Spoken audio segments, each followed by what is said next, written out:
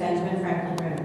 The swearing-in of Margaret and Uyehara as the next United States Ambassador to Montenegro. We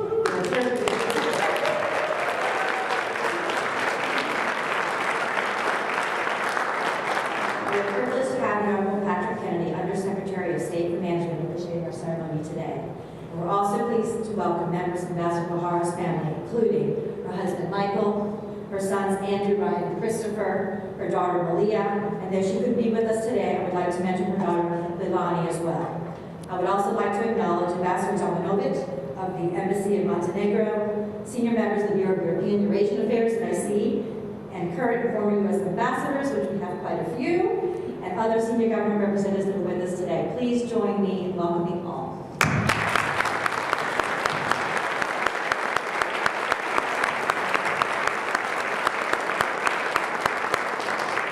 We begin our ceremony with remarks by the Undersecretary, followed by the administration of the oath of office, the signing of appointment papers, and remarks by the ambassador. Now it's my distinct pleasure and honor to present Undersecretary Kennedy.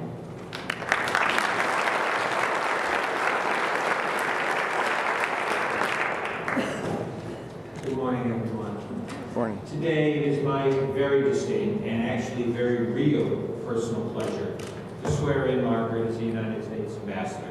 I want to extend a special welcome to the Ambassador of Montenegro. Thank you very much, sir, for joining us today. And to Margaret's extended family, her friends and colleagues, especially her husband Michael and 4 of their 5 children who are equally part of the State Department's extended family, with Michael currently serving on a critical assignment in the Balkans, as well as the many other distinguished guests from the diplomatic community, other agencies, and within the State Department. Welcome everyone to the Department of State's Benjamin Franklin Room, named for this nation's very first diplomat, and thus a fitting location to swear in Margaret as the United States Ambassador, as she brings to her latest endeavor a distinguished and diverse background. I first met Margaret, I believe, when we worked together on the NATO 50th Anniversary Summit in Washington almost 2 decades ago.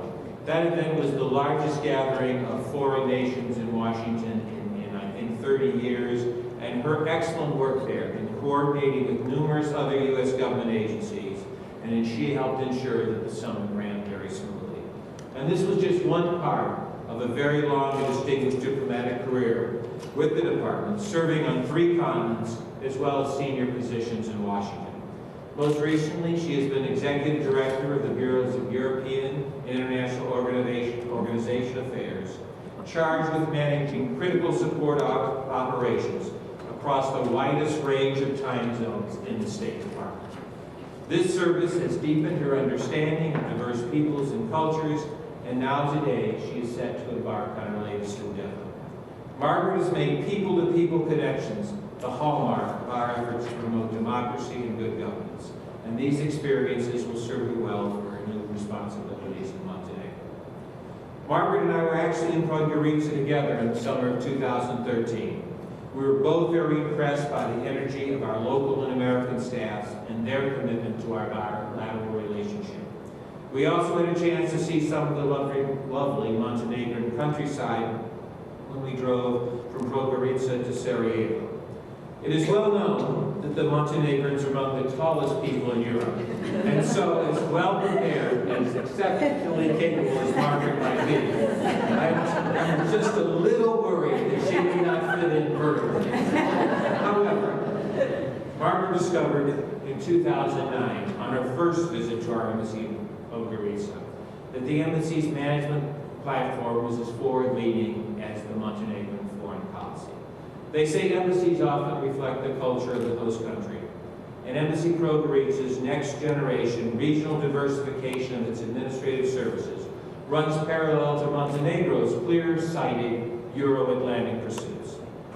This May 21st will mark 9 years since the people of Montenegro voted to become a sovereign nation. And since that historic day in 2006, Montenegro has made enormous progress towards its Euro-Atlantic goals of joining NATO and the European Union. Of course, work remains on the path to both organizations, but I know that Margaret will continue the strong tradition of U.S.-Montenegro partnership.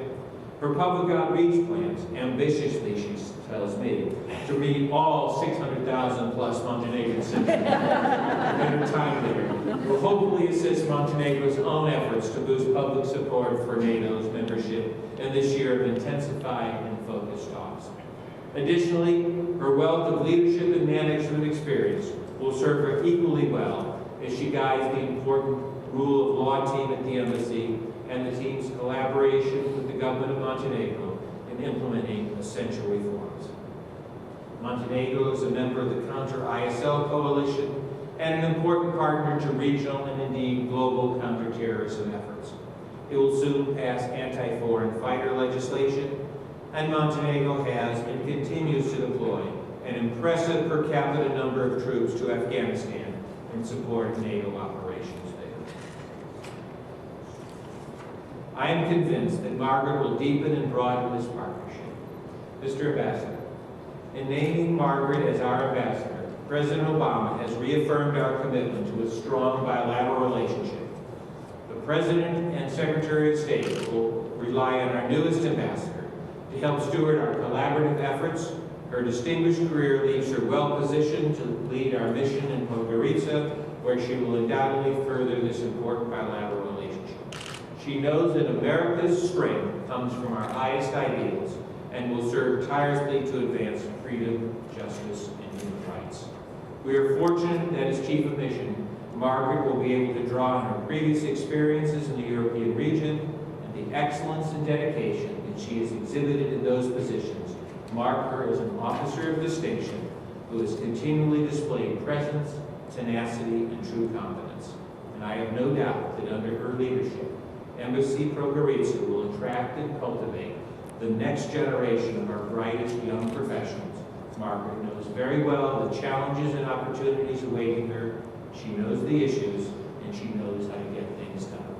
And when you have the kind of relationship that we have with the government and people of Montenegro, it is critical that the United States of America be represented in that capital by an ambassador of substance and accomplishment, and the American Embassy in Podgorica will shortly have such a distinguished American residence there.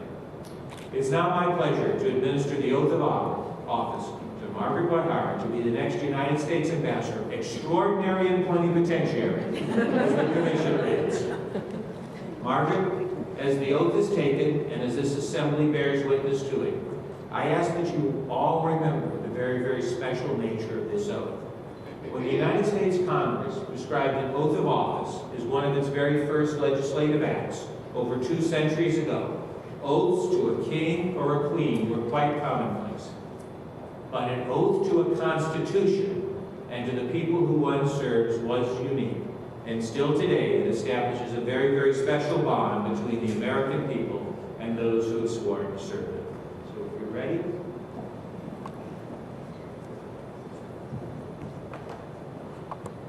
Please. Swing around. Why don't you all step forward right here. This work? Don't fall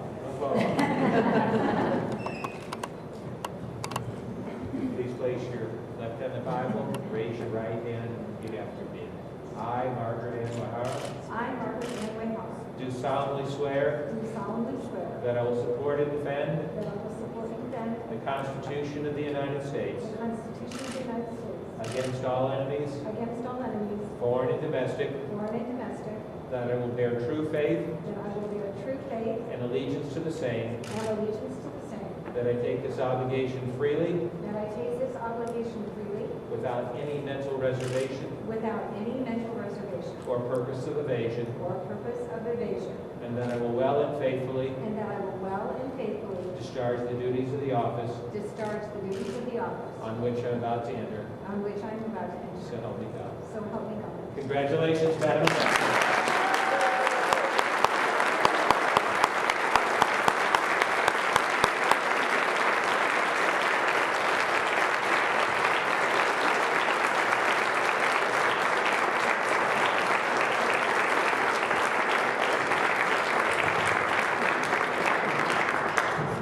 The ambassador will now sign her appointment papers. Following the signing, she will return to the platform to deliver her remarks.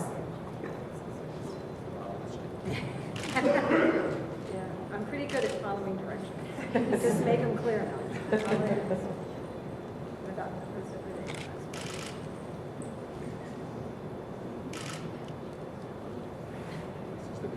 Yeah, you're not taking this back right now.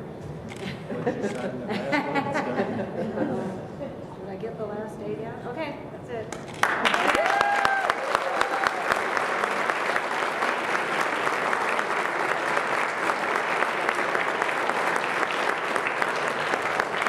You know, I was really hoping that I would get through this, most of this without crying. I'm not so sure that this is going to be. So you're going to, my goal, of course, in addition to meeting all 630,000 Montenegrins is to make each and every one of you cry. So I'll have the Kleenex and pretend. And before I begin, I do want to make sure everybody has seen State Magazine for January. Montenegro Post of the Month. Okay, so now here we go. Now we're doing some seriousness and then some fun stuff, and maybe a little bit of tears in between. So thank you, Undersecretary Kennedy, for those very kind words. And thank you, my dearest, beloved friends and colleagues, for sharing this tremendous honor with me today. I really am very incredibly humbled by the trust that President Obama and Secretary Kennedy have placed in me. And to Assistant Secretary Newland, Ambassador Paul Jones, to Ambassador Whitney, and to Ambassador Masha Yovanovitch, I honestly would not be at this podium today without your leadership, your mentorship, and your good humor. You are really the best of the best. To Ambassador Darmanovich and his colleagues from the Embassy of Montenegro, I'm really, really glad you could join us this morning. It is an honor for me to represent my country in your country, and I look forward to working very closely with you. Ambassador Darmanovich and I share an Ohio line. He told me that about 20 years ago he came to Cleveland. It was one of the very first cities that he visited when he came to the United States. So he's an Ohioan, for those of you who know Ohio, right? So those of you who know me well and know that despite my very buttoned up and conservative exterior, right, I'm always that way, I have a rather irreverent sense of humor at times, and I have a penchant for some pretty outrageous headgear. But probably nobody knows that better or is more vexed by it than Undersecretary Kennedy. During our last holiday party for the executive office in December, for example, I wore reindeer antlers when I was greeting people at the door. And poor Pat, he came into the office and he just shook his head like this. And as he often does actually when he looks at me. And he said, oh, all I ever wanted for the EUR and IO bureaus was a real executive director. And look what I got already. It's true, Heather was there. Well, Pat, I want to reassure you that I do appreciate and respect the enormous responsibility that I have been given here today. And as Ambassador to Montenegro, I pledge to you that I give up all headgear now and for the duration of my tour. And to demonstrate, oh, we're not to the last line yet. And to demonstrate just how seriously I take this responsibility. I've driven protocol nuts with this, by the way. I have brought you an offering, and I pledge that I will never wear this again.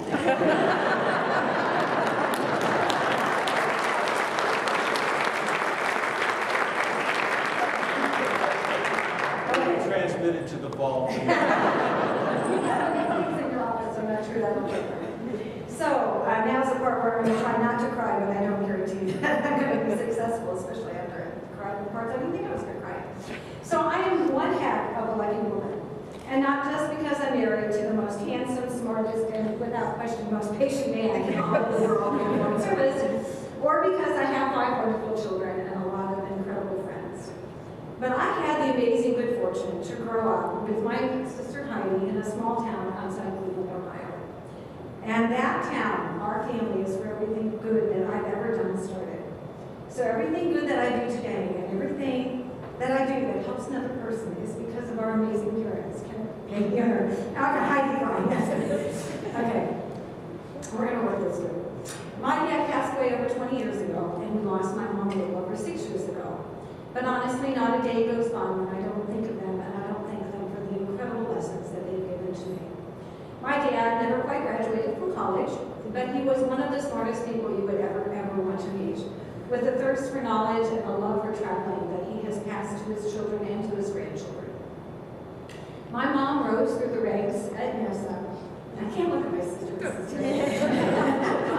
For me, one of the first human calculators, women who did mathematical equations for aeronautical research, to become the most senior woman executive at NASA throughout the entire United States when she retired.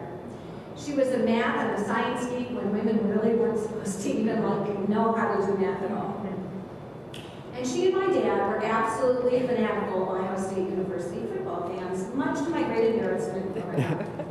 So to honor them, in this magic bag I have brought an Ohio State University scarf that I'm going to wear. Go Ohio!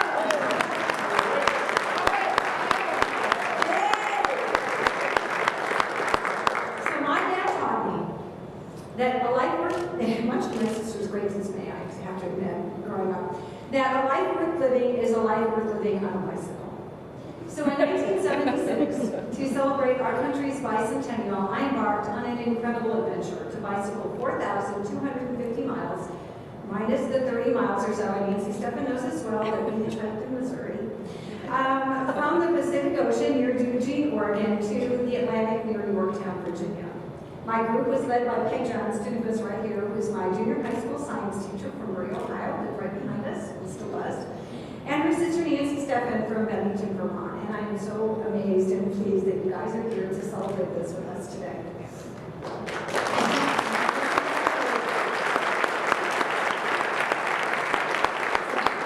Through the many bike trips that we took together while I was in junior and senior high school, I learned the breadth and the richness and the kindness of everything our country has to offer.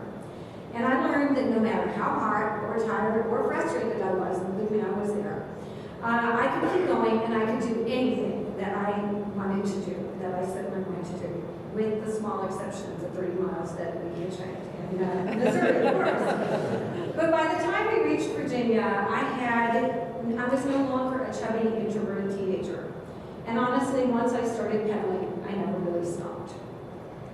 So I hope you can see how this incredible journey has shaped who I am today. And that sense of discovery, of striving and improving, of deep bonds with family and friends, are all qualities that define Montenegro and its wonderful people.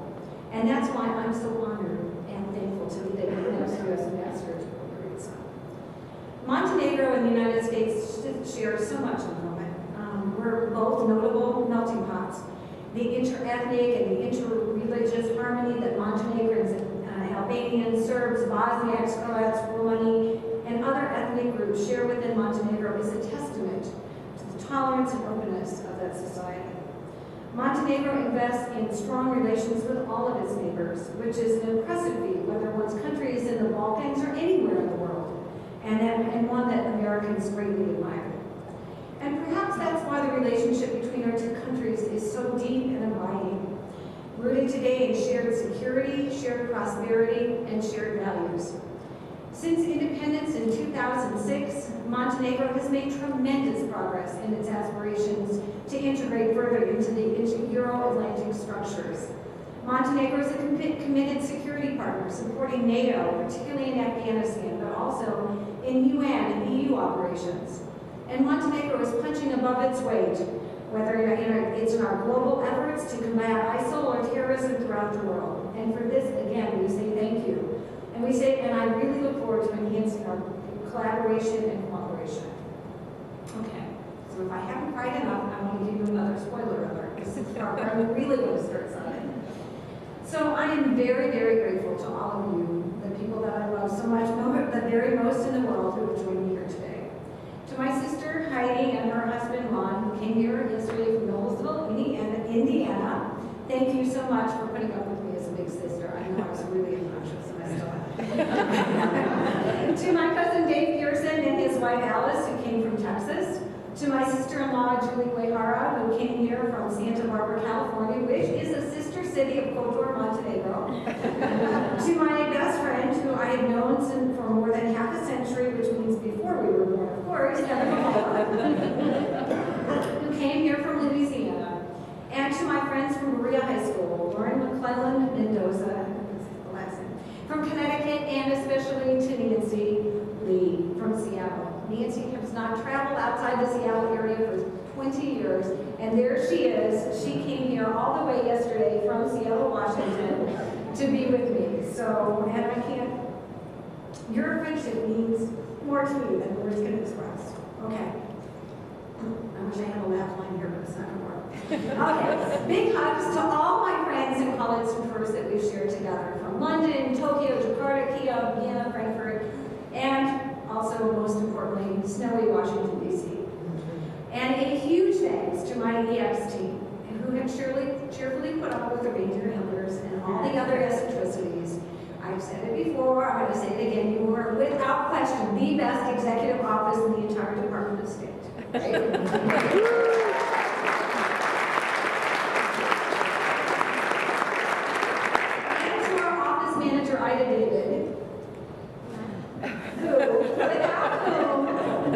We would not all be here. We did all the logistics for all of this incredible party. And I cannot tell you how much I admire, and you are like the most amazing person ever.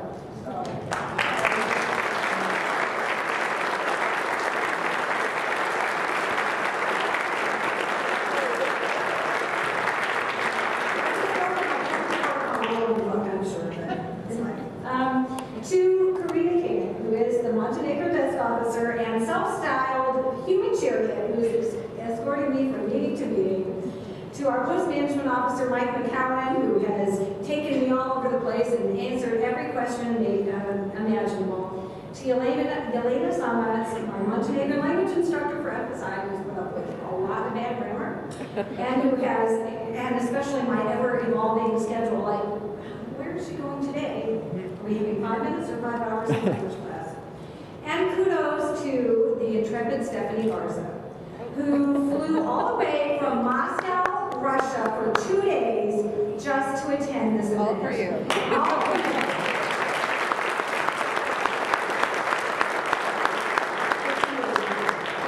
And finally, thank you to my amazing Asian children, and really underscore the amazing invitation part. I know that I've given you a lot, especially an incredible arsenal of dumb mom stories to share with each other. I've given you something, but you've enriched my life more than you will ever know. Our oldest son, Andrew, has really been incredible helping me get ready to move. Our daughter, Leilani, who is in Japan, can't be here, but will be watching this thanks to the magic of Tom Hartman. Son, Ryan, who is finishing up his service with the U.S. Army at Fort Hood, Texas. Son Christopher, who is doing something totally unpronounceable in biology for his PhD, but I believe it. And our youngest daughter, Malia, who cheerfully sacrificed a whole day of classes at the University of Virginia just to be here. Okay, and last but not least, I want to thank my husband, Michael, of 28 years tomorrow. You are truly the light and the love of my life. And I thank you so much for asking me to go with you to the Doomsday Book exhibit in London a long time ago. This is one heck of a way to celebrate our anniversary.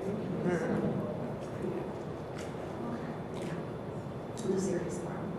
I want to leave you today with an important Montenegrin moral code called Choicevo I Junaštvo, shared by all Montenegrins regardless of ethnicity. It's roughly translated as humanity and bravery.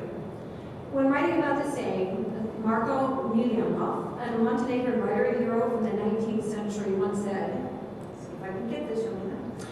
Junaštvo je kada sebe branim od drugoga. Choicevo je kada drugoga branim od sebe. Roughly translated, that means bravery is to defend yourself from another, while humanity is to defend the other from yourself. Americans and Montenegrins share the same moral code, to be brave and heroic with empathy and compassion.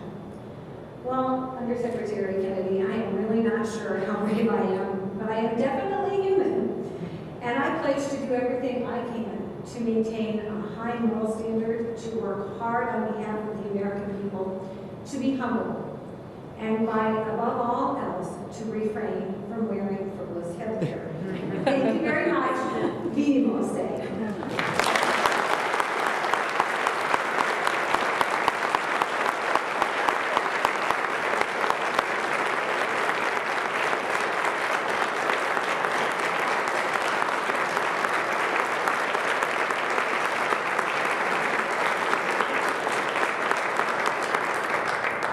And I wanted to make one correction. Actually, everything you did today exemplified all that is wonderful.